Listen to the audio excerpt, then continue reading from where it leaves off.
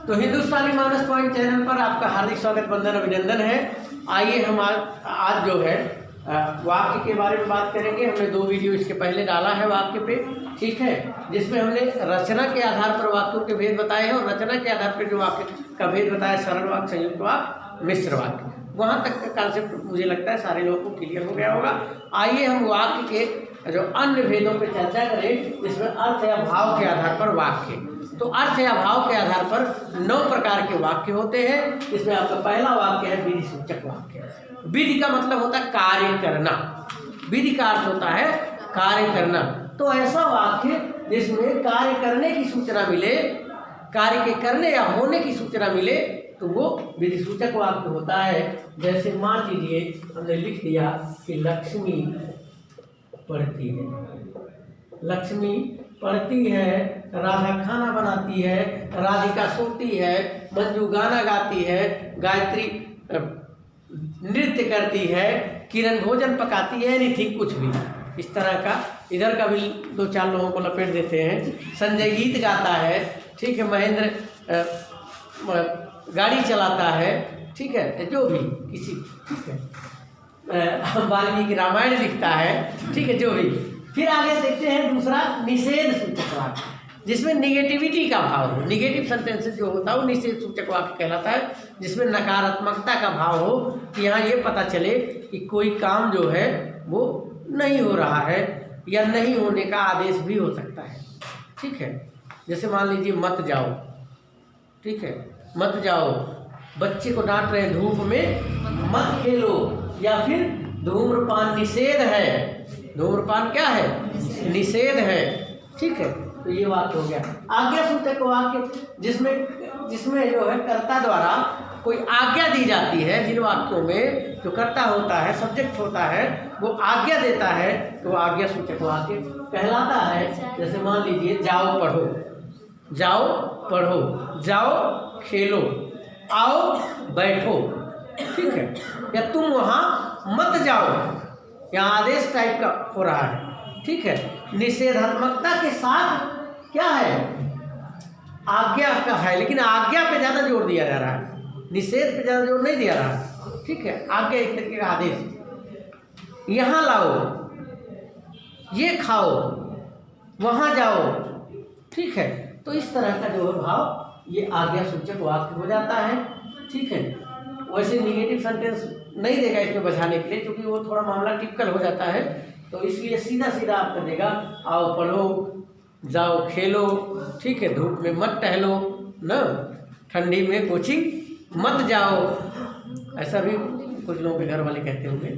फिलहाल कोई बात नहीं, आप मानिएगा मत, कह दीजिएगा हमने ठान लिया है, तो हमको ठंडी पड़े चाहे पाला पड़े, हम सबको चीरते हुए, कुहरे को चीरते हुए हम जाएंगे, ठीक है। क्योंकि जब तक नहीं निकलता है आदमी, रजाई में छिपा रहता है, घेचा निकाले रहता है, बहुत ठंडी लगता है। जैसे निकल के नहा वहा के फिट हुआ, ठीक है, उसके बाद फिर जो है क्या होता है, नमाज उमाज हनुमान चालीसा रामायण पढ़ के फिट हुआ, उसके बाद सारी ठंडी गायब हो जाती है। और जैसे एक एक कदम आप निकलते हैं, तो जैसे एक एक कदम निकलते जाते हैं, तो कोहरा धीरे धीरे क्या होता है, दिखाई देने लगता है अंधेरे में ना। आगे बढ़े फिर उतनी दूर दिखा, फिर आगे बढ़े उतनी दूर दिखा। तो वैसे पढ़ाई का भी चीज़ है। जैसे जब तक आपने सिलेबस नहीं पढ़ा हुआ है, मैं थोड़ा विषयांतर हो रहा हूँ कि, तो वैसे ही होता जैसे लगता पता नहीं क्या क्या है सिलेबस में, कैसे समझ में आएगा कि नहीं आएगा। कि जैसे जैसे आप एक एक चीज़ पढ़ते जाते हैं, फिर आगे का अपने आप जो है, जो धुंध है, जो कोहरा है, जो अज्ञानता है, जो अंधकार है, वो क्या होता है, छटने लगता है। और एक समय जब आप पूरा सफ़र तय कर लेते हैं, फिर आप पीछे देखते हैं तो दिखाई भले न दे, लेकिन एहसासों से आप जान जाते हैं कि ये सफ़र हमने किस तरीके से तय किया, तय करना है। अगर दोबारा पलट के जाना है तो भी चले जाएंगे उस अनुभव के आधार से। चलिए फिलहाल कोई बात नहीं, वो बातें थी, बातों का क्या, ठीक है। आगे चलते हैं प्रश्न सूचक वाक्य, जहाँ पे जिन वाक्य में प्रश्न के पूछे जाने की, ठीक है, सूचना मिले, प्रश्न का भाव मिले, तो वह प्रश्न सूचक वाक्य होता है। कौन आने वाला है, आप क्या खाएंगे, मान लीजिए ना, आपके घर मान लीजिए हम आने वाले हैं, तो आप कि मम्मी पूछी कौन आने वाला है, तो ये क्या हो गया समझने के लिए, कौन आने वाला है तो प्रश्न सूचक वाक्य हो गया। यहाँ पे इस तरीके का लगता है, सबको पता है। अब हम पहले पहुँच गए तो आप सोचेंगे का बना दें सर जी के लिए, लपसी बना दें कि मुंगौरा बना दें कि गुजिया बना दें कि रसिया बना दें, ठीक है, जौनार बना दें, क्या बना दें, ठीक है। फिलहाल आजकल तो बर्गर वगैरह लोग बना खिलाते, चाउमीन, वो ज़माना ख़त्म गया रसिया वसिया वाला फरावरा वाला। तो फिर कहेगा आप क्या खाएंगे, ठीक है। तो ये क्या खाएंगे, ये कैसा वाक्य है, प्रश्न सूचक वाक्य है। अब मान लीजिए खिला पिला दिए, मान लीजिए किसी घर गए, ठीक है, गीता के घर चले गए, अब गीता ने हमको रसिया वसिया बढ़िया खिलाया फरावरा, अब हम कुछ आशीर्वाद भी देंगे ना, ठीक है, कुछ खाए हुआ है तो उसका कुछ टैक्स देना चाहिए, तो टैक्स तो उस तरीके देंगे नहीं तो दूसरे रूप में देंगे, कहेंगे दीर्घायु हो, ठीक है, भगवान आपको सफल बनाए, आप परीक्षा में पास हो जाए, यही तो होता है ना। तो ये दीर्घायु हो, आप 9 वर्ष मंगलमय हो, ठीक है, आपकी यात्रा मंगलमय हो, इस तरीके के जो शुभेच्छा, शुभ की इच्छा जो है प्रकट की जाती है, तो वो कैसा वाक्य होता है, इच्छात्मक वाक्य होता है, ठीक है। या शुभेच्छा के अलावा और भी कोई इच्छा आपकी हो, ठीक है, वो इच्छात्मक, क्या मुझसे शादी करोगी, प्रपोजल जो, तो ये क्या है, ठीक, वो तो प्रश्नवाचक हो जाएगा, ठीक है, मैं आपसे शादी करना चाहता हूँ, ठीक है, या ये लड़की मुझे पसंद है, आप देखने गए लड़की मुझे पसंद है, तो इस तरीके से चीज़ें, इच्छा आपने जाहिर कर दिया, ठीक है। फिलहाल ज़्यादातर इसी तरह के सेंटेंसेज आपको मिलेंगे, वो उतना जटिल नहीं मिलेगा जिसका मैंने चलो अब दीर्घायु हो, 9 वर्ष मंगलमय हो। चलिए विनय सूचक वाक्य, विनय सूचक वाक्य वो होता है जिसमें विनम्रता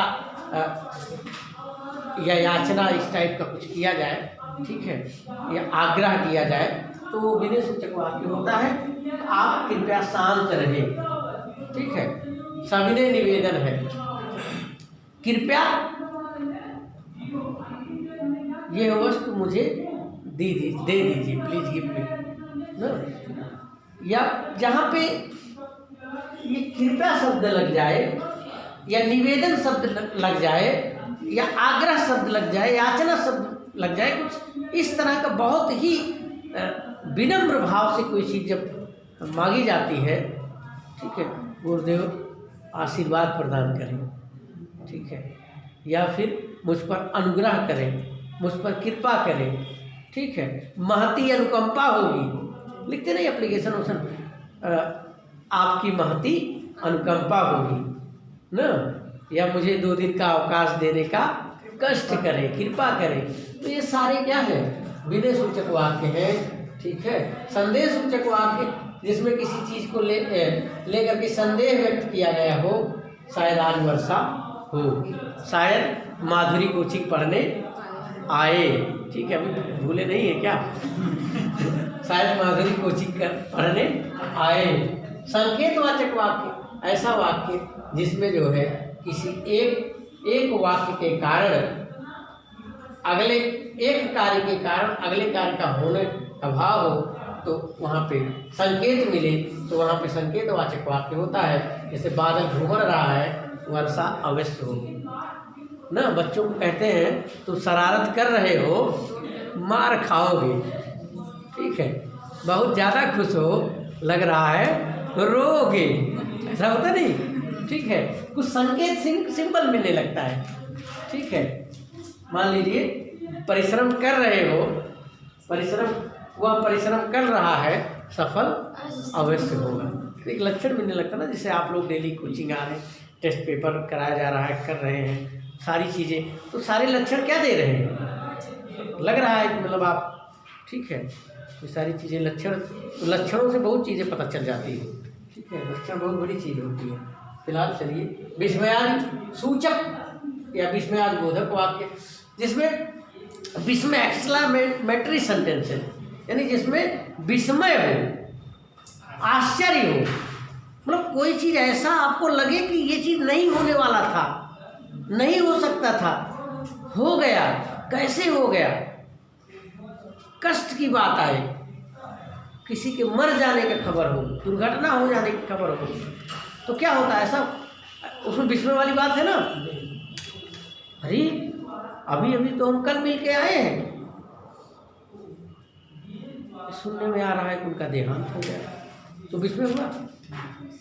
अब पता लगा किसी की शादी ठीक हो गई और कोई नंबर वंबर नहीं था या कुछ ऐसा माहौल नहीं बना था पहले से, अरे उनकी शादी ठीक हो गई, अरे वो नौकरी पा गए, तो PCS में चयन हो गया, इस तरह का। ठीक है, या कहीं आप गए अचानक जो है कोई चीज़ देखा, सुंदर लगा, आपने कहा अरे कितना सुंदर है, या वाह कितना सुंदर है, वाह कितना मनोरम दृश्य है। ठीक है, अब मान लीजिए एक उठा के कोई लड़का ढेला मार दिया आपके पैर पे, आह कितना दर्द कर रहा है। अब वहाँ क्या निकलेगा, विषाद का है।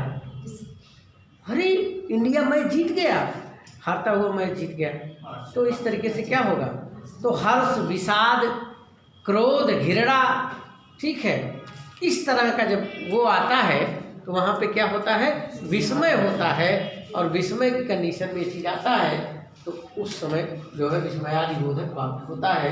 वाह क्या सुंदर वस्त्र है, साड़ी देखने गए, आपने लिए कपड़ा देखने गए, अब निकाल के मान लीजिए श्री वस्त्रालय वाले रख दिए, आपको भा गया, वाह कितना सुंदर वस्त्र है। ठीक है, कोई व्यक्ति जा रहा है, भगवान ने उसको बहुत अच्छा सुंदर बनाया, तो आपने कहा वाह क्या सुंदर मनुष्य है ना, तो मेल फीमेल जो भी हो। तो कहने का मतलब ये शब्द जो है, ये वाक्य इतने प्रकार के होते हैं भैया। ठीक है, किसके आधार पर, अर्थ या भाव के आधार पर, यानी इतने भाव निकलते हैं, वाक्य आपको इतने रूपों में मिलेंगे। कोई भी आप वाक्य देखिए, उठा के कोई वाक्य ले लीजिए अपने किताब से, अपने कॉपी से, अपने कहीं से भी, तो आपको इसी में से कोई न कोई भाव निकलता हुआ मिल जाएगा। अब आप, मुझे उम्मीद है कि अब जब वाक्य को पढ़ेंगे तो दिमाग में इसी रखेंगे कि ये कैसा वाक्य है। इसके अलावा दूसरी चीज़ ये भी दिमाग में रखेंगे भाव की दृष्टि से, और दूसरी चीज़ दिमाग में रखेंगे कि रचना की दृष्टि से ये सरल वाक्य है या संयुक्त वाक्य है या मिश्र वाक्य है। एक आम आदमी से क्या लेना देना कैसा वाक्य है, एक आम आदमी से क्या लेना देना कैसा वाक्य है, लेकिन एक व्याकरण के मर्मज्ञ व्यक्ति को, व्याकरण पढ़ने वाले व्यक्ति को या साहित्य पढ़ने वाले व्यक्ति को तो जानना ही पड़ेगा कैसा वाक्य है ना। इसके पहले शब्दों के बारे में हमने बताया, कैसा शब्द है, आप देखेंगे उसको दिमाग लगाएंगे कि तद्भव है, तत्सम है, विलोम है, पर्यायवाची है। पर्यायवाची है तो किसका विलोम, किसका पर्यायवाची है। अब ये शब्द है तो ये किसका विलोम हो सकता है। ठीक है, अब इसके बाद आती है शुद्ध है क्या अशुद्ध है। तो अब अगला चैप्टर हमारा जो है वो 3 बातों के लेके होगा। एक शब्द शुद्धि, दूसरा वाक्य शुद्धि, और तीसरा जो है विराम चिन्हों का उचित प्रयोग। ठीक है, तो वीडियो को शेयर, सब्सक्राइब और लाइक करते रहिएगा। जय हिंद, जय हिंदी। व्यस्त रहिए, मस्त रहिए।